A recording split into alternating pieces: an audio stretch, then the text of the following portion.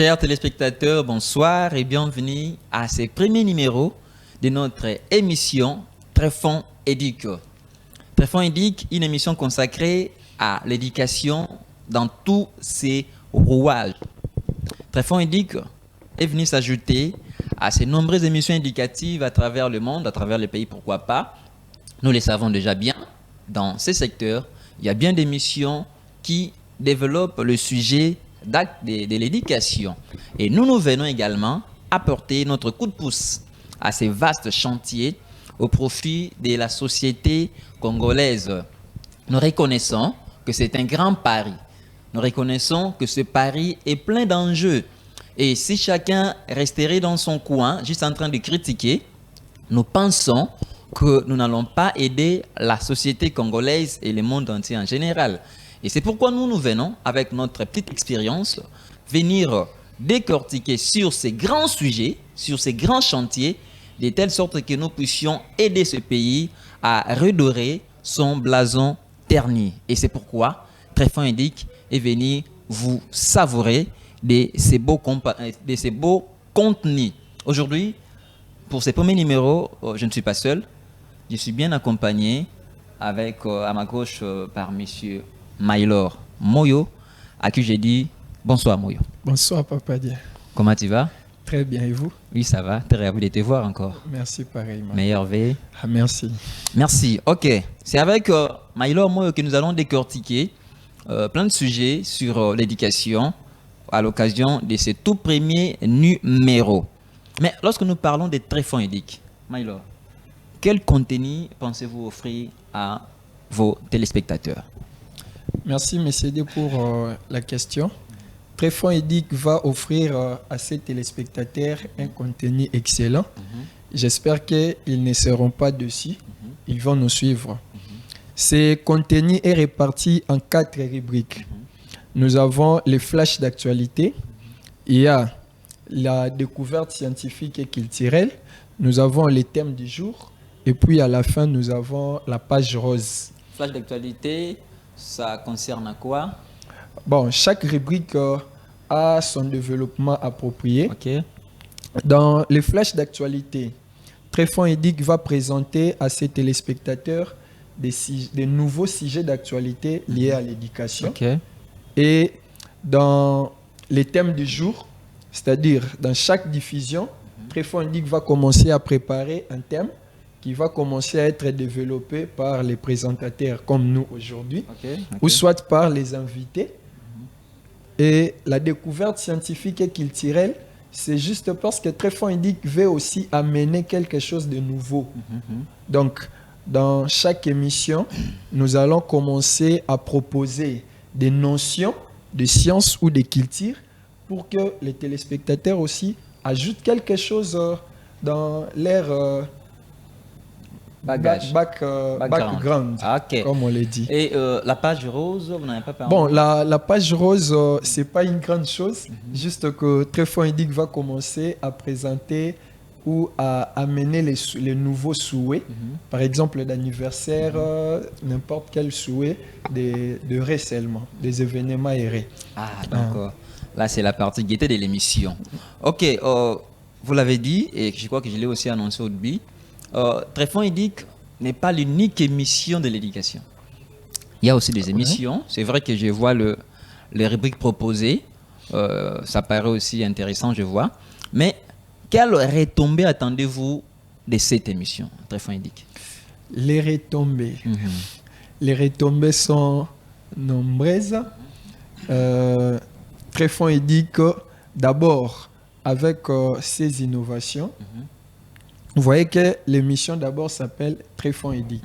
C'est-à-dire, nous nous focalisons beaucoup plus sur l'éducation seulement. Et l'éducation est vaste. Les champs d'action d'éducation est vaste. Tréfond éduque maintenant avec ses efforts beaucoup plus. Parce que nous sommes d'abord, ou nous jouons d'abord un rôle sensibilisateur et mobilisateur. Dans nos émissions, avec nos thèmes ou nos thématiques, nous allons commencer à développer des sujets. Et avec ces sujets, lorsque les gens vont nous suivre, c'est là maintenant que nous allons maintenant commencer à constater nos retombées. Et les retombées, comme je l'ai dit au début, sont nombreuses. Entre autres, vous voulez observer un changement de mentalité dans le chef de la population congolaise. Bon, c'est presque ça. Parce que notre cible, c'est la population congolaise et la jeunesse congolaise en particulier. Okay. Donc, les retombées, nous allons le voir dans la population congolaise. Nous allons voir comment est-ce que cette population va essayer de changer sa mentalité par rapport à l'éducation apprise par les tréfonds édiques. Voilà. Dans ce sens-là. Tréfonds édique que nous plongeons dans les profondeurs de l'éducation.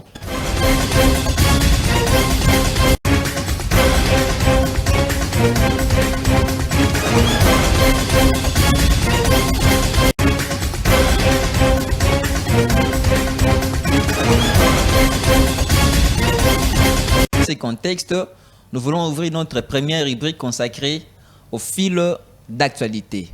Place à l'actualité.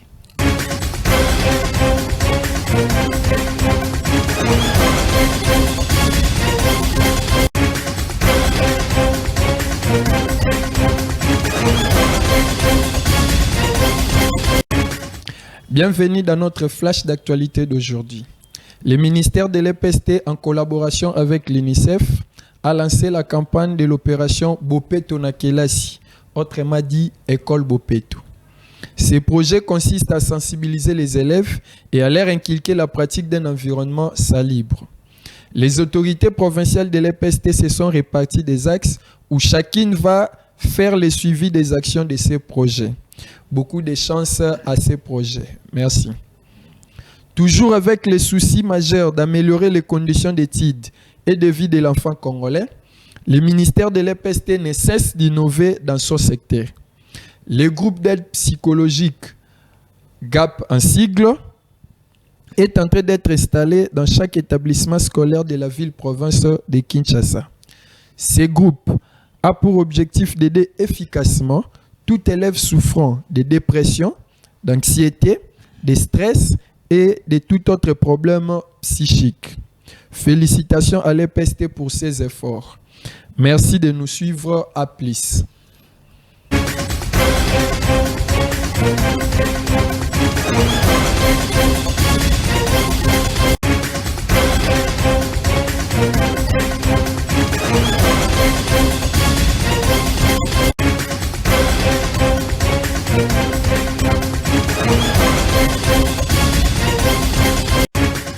Merci beaucoup, Maïlo Moyo, pour ces flashs d'actualité.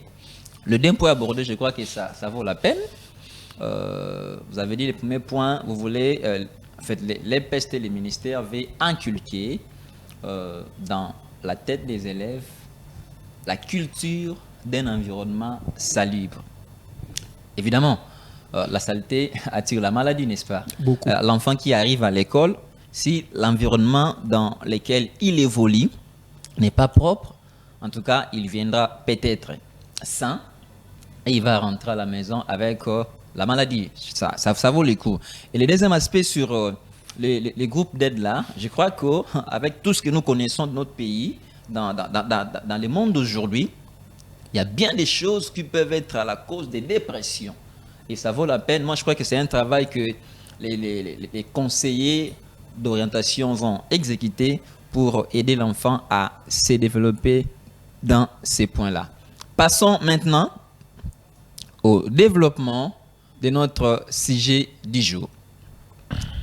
Le thème d'aujourd'hui, c'est l'aperçu général sur l'éducation. Alors, on a bien voulu, avant d'aller puiser dans les grands chaos, dans les grands événements de l'éducation, faire un aperçu général sur cet aspect. L'éducation, c'est quoi l'éducation? Ça vient d'où? Ça apporte quoi? Où peut-on trouver l'éducation? Commençons par l'acception de ces concepts. L'éducation est un domaine bien vaste, comme nous l'avons dit. Nous devons donc l'exploiter dans toute sa diversité. Plusieurs auteurs ont défini ces concepts à leur manière. Mais nous pensons à retenir la définition qui nous paraît la plus complète. Celle qui dit L'éducation est l'action de développer les aptitudes de l'individu afin de les rendre utiles à la communauté.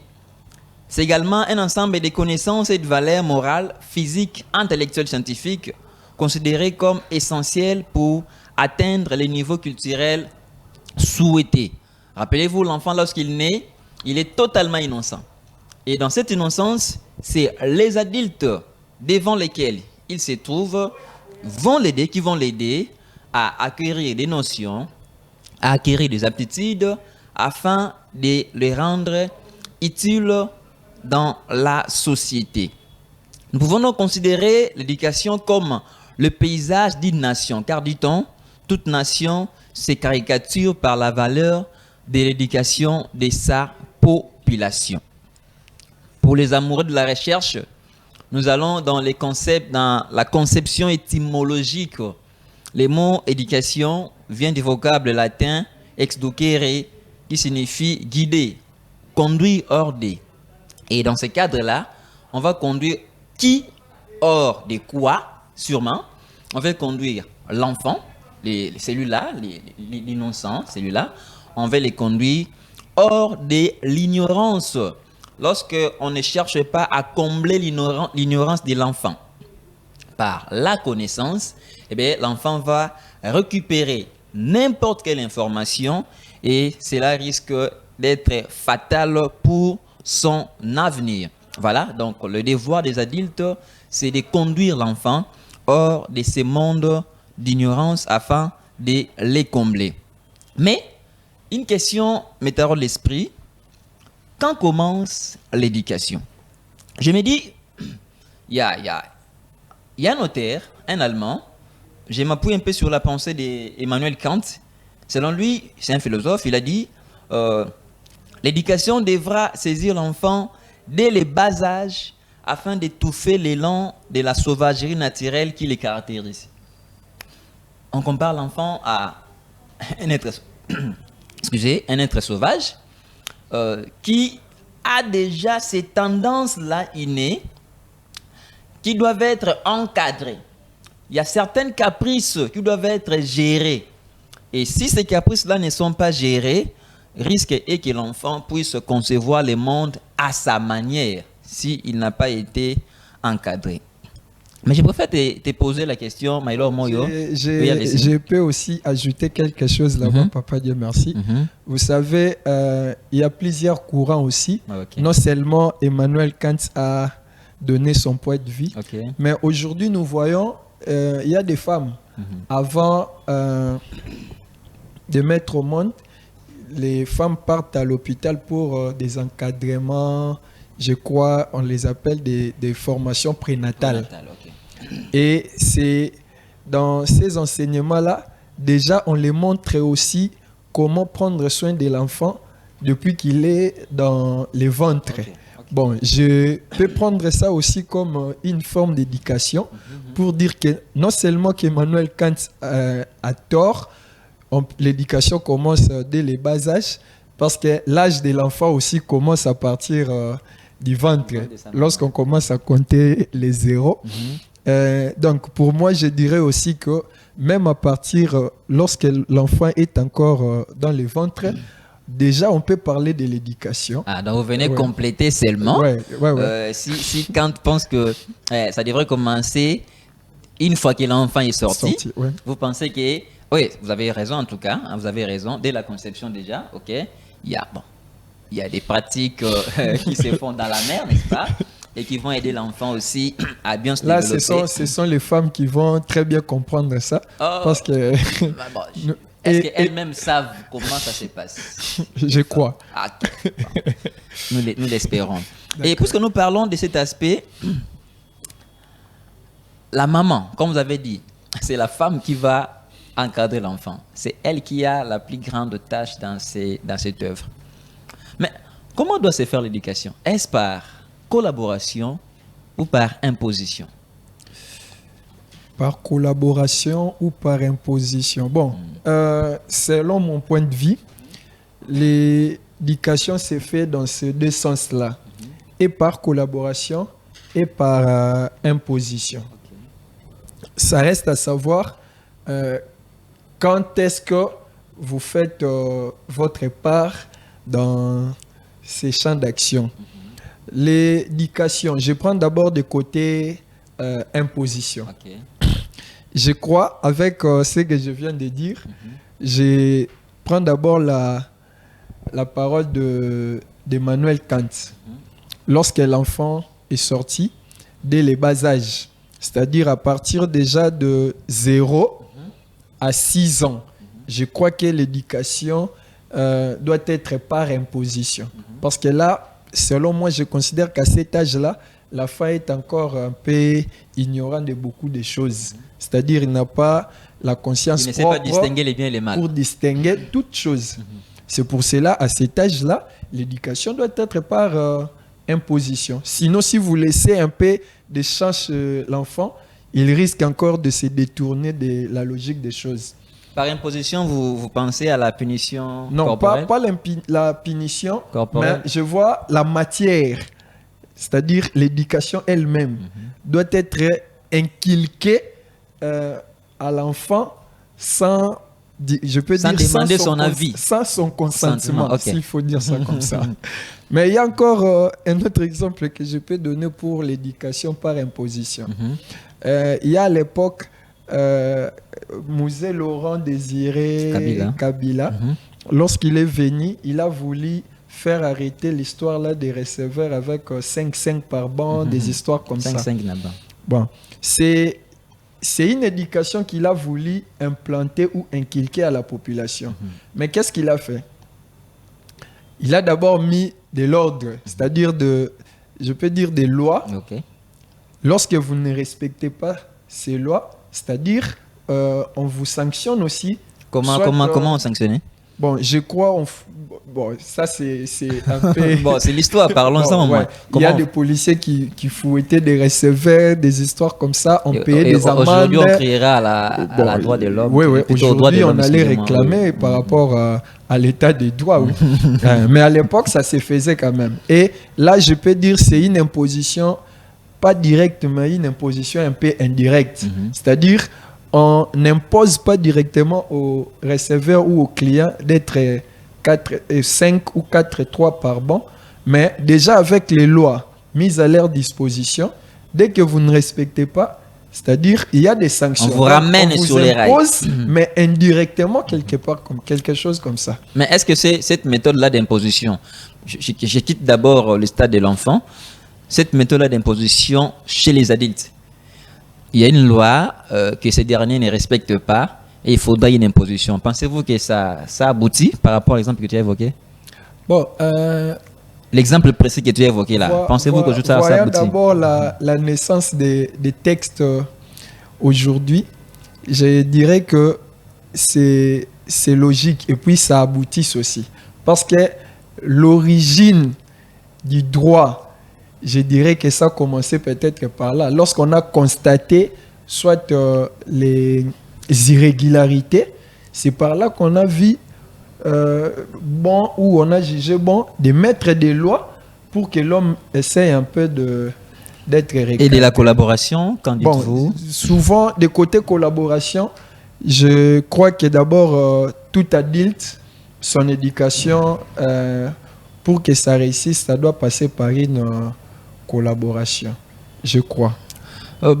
Ça passe par la collaboration et lorsque la personne paraît rétive, lorsque la personne n'arrive pas à adhérer à ce qu'on est en train de lui proposer, pensez-vous qu'il faudrait recourir à cet exemple que vous avez évoqué, de contraindre la personne à se soumettre? D'abord, je dirais, lorsqu'on commence par la collaboration,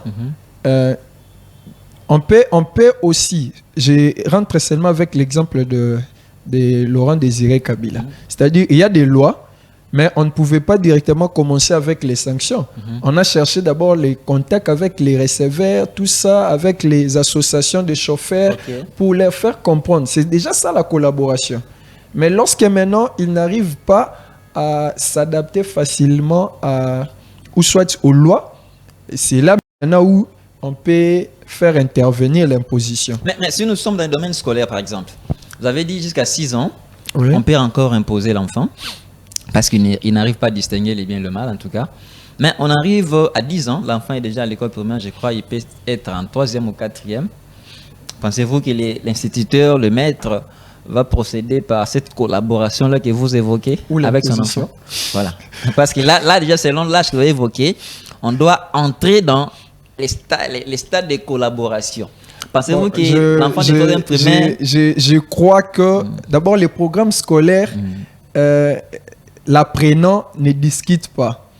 Moi, je suis client, je viens chez vous, je vous trouve déjà avec vos produits. C'est-à-dire, si réellement j'ai l'envie d'acheter, je ne peux qu'acheter ce que vous en avez déjà.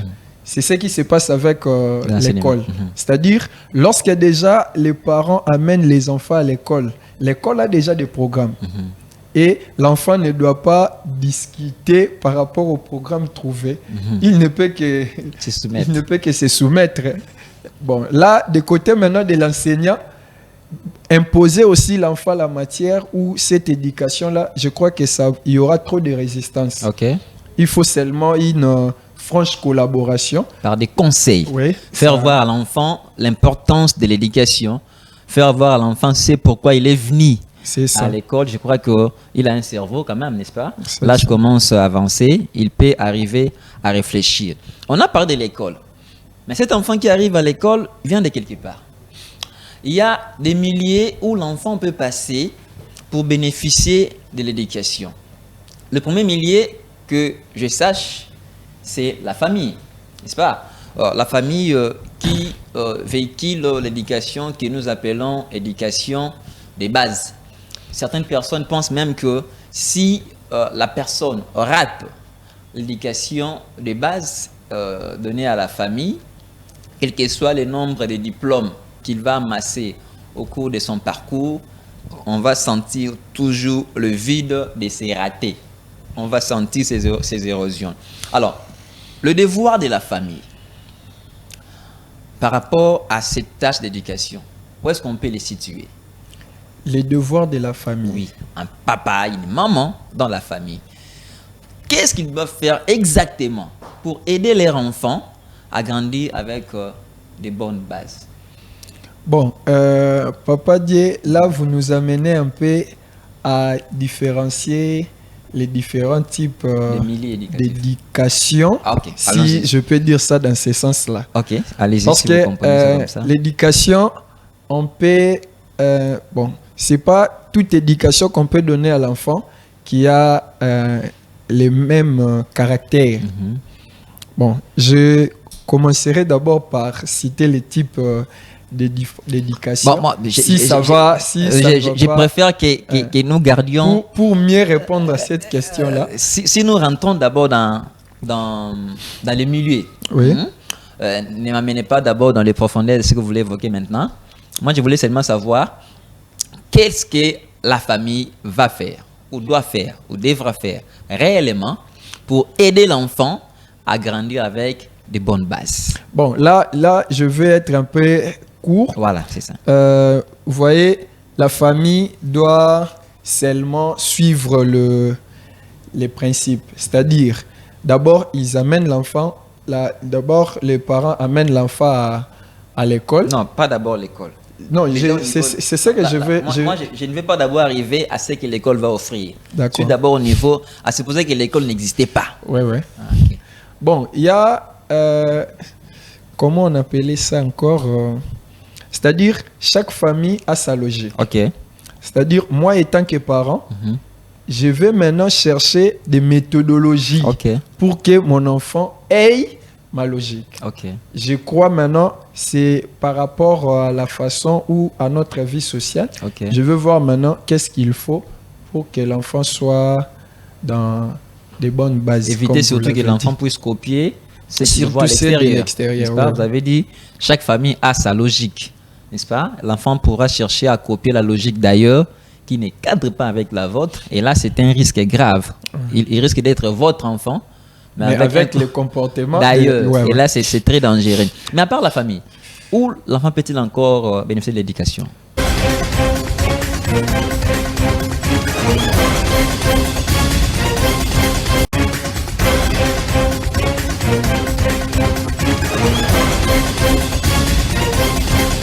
Voilà, donc la famille fait les grands travaux, n'est-ce pas? La famille pose des jalons et l'école va continuer. L'église également fera son travail. Mais bon, moi, j'ai craint un peu de l'éducation du quartier, n'est-ce pas? Même si nous disons que ça dépend d'un quartier à l'autre. Mais j'ai craint. Si j'ai craint, c'est par rapport à ce que vous avez dit.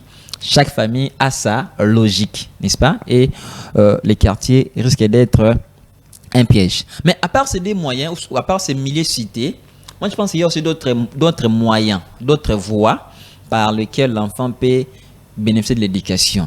Aujourd'hui, il y a la lecture. Bon, d'abord, les milliers sont différents des moyens. Oui. D'abord ça. C'est-à-dire, dans chaque millier, on peut avoir plusieurs moyens là-bas à l'intérieur. Okay. Parce qu'il y a aujourd'hui, par exemple, nous, je peux prendre mon exemple, là où nous avons grandi, pour ne pas citer ces quartiers. Okay. Nous avions eu des gens qui nous encadraient, oui. C'est-à-dire, vous revenez de l'école, mais déjà à partir de 15h, 16h, tout le monde sait que chez tel monsieur, chez lui, si vous allez là-bas, soit il vous met des vidéos scientifiques où vous allez commencer à répéter après ce qui se passe là-bas, ou soit il vous donne des textes, il vous donne des exercices comme ça. Même si vous avez des devoirs, vous lui donnez. Voilà. Il travaille avec vous. Donc... un aîné du quartier, mais qui vous aide quand même à travers les supports qu'il a, afin que vous bénéficiez de l'éducation. Aujourd'hui, la lecture, comme vous avez dit, les supports là éducatifs, il y a l'Internet, quoi qu'on va développer ça prochainement, qui est à la fois une richesse et un piège, n'est-ce pas, pour l'enfant aujourd'hui. Voilà, donc si l'enfant passe par ces différents milieux, il passe par la famille, il passe par l'école, il passe par l'église et il passe par des aînés qui ont été bien formés en amont, je crois que cet enfant aura l'éducation nécessaire et sera un être utile à la communauté. Et je crois que c'est ça la vision des tréfonds édiques. Produire des personnes à travers nos émissions, des personnes utiles à la communauté congolaise et utiles à la communauté, voire internationale. Papa Dieu, je sens pour autant vous interrompre. Merci. Tréfonds édique, par rapport à ce que vous venez de dire, a déjà aussi pensé à ça. C'est-à-dire, dans les différents domaines de la vie, Tréfonds édique va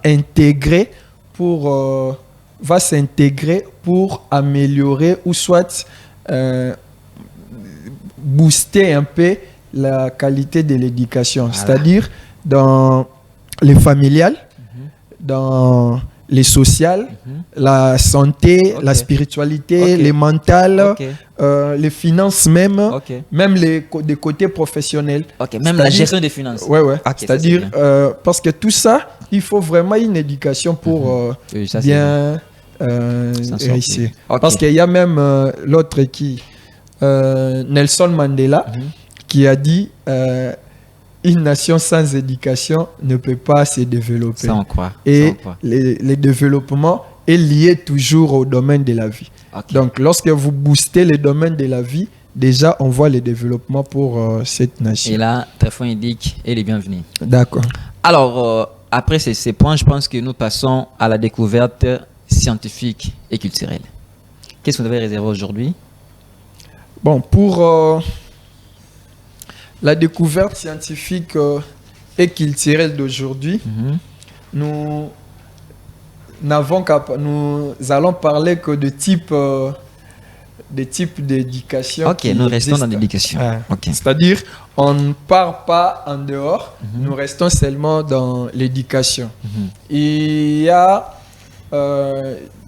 par type d'éducation, nous avons trois grandes catégories que je vais citer. Nous avons l'éducation formelle, nous avons l'éducation non formelle et puis l'éducation informelle. Là, ce sont là les trois grands types d'éducation. D'ailleurs, j'ai voulu aussi parler de ça déjà dans les développements du thème du jour. Heureusement aussi, vous m'avez interrompu. Dans l'éducation formelle, c'est une forme d'éducation organisée dans un contexte structuré et organisé. C'est-à-dire l'éducation formelle poursuit un objectif dans un temps bien déterminé. Ok. Je peux prendre aussi un exemple. Dans les établissements d'enseignement, Ok. dans des centres de formation, Il y a un objectif. il y a un Et il y a les objectif temps déjà précis. bien précis Ok. pour un programme dans les temps aussi déjà bien déterminé. Là, on fait allusion à l'éducation formelle. Ok. Mais pour l'éducation non formelle, c'est une éducation qui désigne une activité organisée qui se déroule en dehors du système formel. Ok. C'est-à-dire, on peut être dans l'éducation formelle, À l'école, mais par lorsqu'il y a exemple. des activités en dehors du système formel, là, on parle de l'éducation non formelle. Par exemple, Je peux nous sommes à prendre un l'école. exemple. À l'école, Ok.